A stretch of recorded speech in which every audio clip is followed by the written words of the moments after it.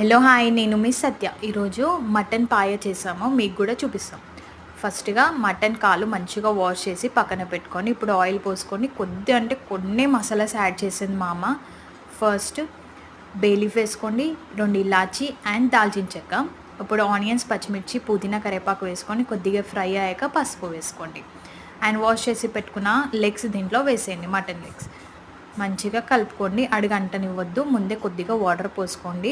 And ఇప్పుడు అల్లం paste వేసుకున్నాక ఉప్పు, కారం వేసుకొని మంచిగా కలుపుకోవాలి. మసాలాస్ కొన్ని ఎందుకు యాడ్ చేసిందంటే మా అమ్మ, ముందే ఎండలు బాగా కొడుతున్నాయి కదా, అండ్ ఈ మటన్ లెగ్స్ చాలా హీట్ కూడా, అందుకే కొన్ని మసాలాస్ యాడ్ చేసాం మేము. 3 ఇంగ్రీడియంట్సే.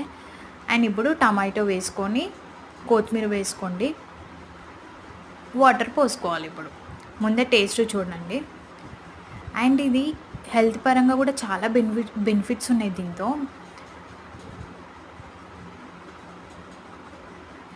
నేనైతే 17 విజిల్స్ వచ్చి అంతసేపు ఉడకనిచ్చాను.